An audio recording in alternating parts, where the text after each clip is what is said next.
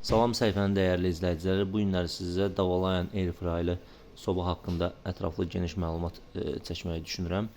İnşallah sobamız 9 proqramlıdır, sensor idarə etməklədir və 3 tavadan ibarətdir və içi teflonla hazırlanmış tavalar və teflondan ibarət olan sobadır. Sobanın ümumi litrajı 68 litrajdan ibarətdir. 2 normal tavası və 1 airfryer tavasından ibarətdir.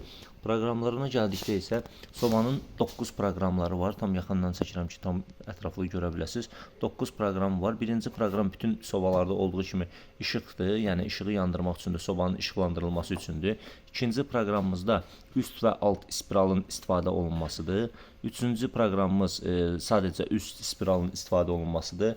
Növbəti proqramımız alt spiral kimi və özünü təmizləmə funksiyası kimi istifadə etmək üçün nəzərdə tutulub. Ondan sonra digər proqramımız ızqara proqramıdır. Izqara dedikdə içərisində olan bu setkalı tavanın üzərində hər hansı bir ızqara tipli məhsulları bişirmək üçün istifadə olunur.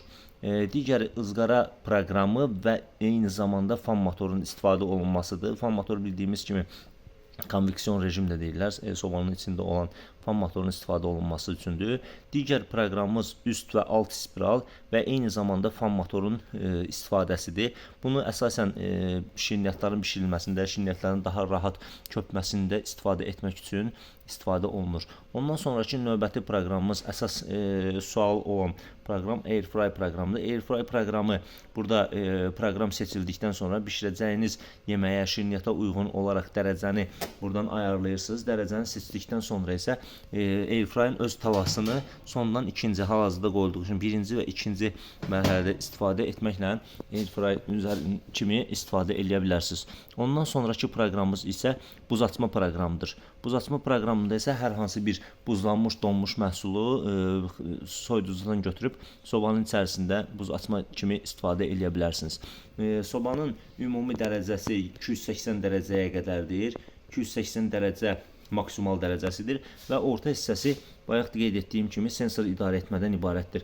Burada da sadəcə sobada iki funksionallıq var. Biri birbaşa avto rejim qoşulur. Avto rejimdə bişirəcəyiniz yeməyin deyim, şirniyyatın deyək, neçə dəqiqə olduğunu dəqiq bilirsinizsə, bişmə dərəcəsini həmin dəqiqəni seçirsiniz burada. Dəqiqəni seçdikdən sonra avto rejim gəlir və həmin o dəqiqə tamamlandıqda avtomatik olaraq soba tam sönür.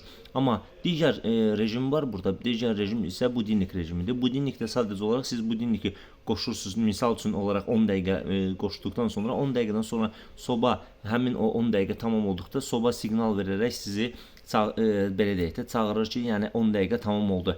Həmin müddət ərzində siz yaxınlaşıb baxırsınız, sobanın içərisində əgər bişirdiyiniz hər hansı bir şirniyyat mı deyək, yemək mi deyək, tam bişibsə, həmin ondan sonra digər buradan və proqramları və oradan dərəcəni özünüz sıfırlayırsınız. Yox, əgər bişməyibsə yenidən bir də budinnik işarəsinə gələrək yenidən dəqiqəni əlavə eləyərək yenidən istifadə edə bilərsiniz. Sobanın ümumi bir də burada yaxşı bir şey qeyd olunub sobada. Burada sobada bişiriləcək şirniyyatların, yeməklərin hamısının bişmə dərəcələri qeyd olunmuşdur. Düzdür, bunlar ümumi olaraq qeyd olunmuş rəqəmlərdir. Amma yenə də gərək özünüz onları öz diqqətinizlə, öz bildiyiniz kimi istifadə eləyəsiniz. Çünki burada olan rəqəmlər hər dəqiqə mükəmməl, yəni dəqiqliyi ilə olmaya bilər.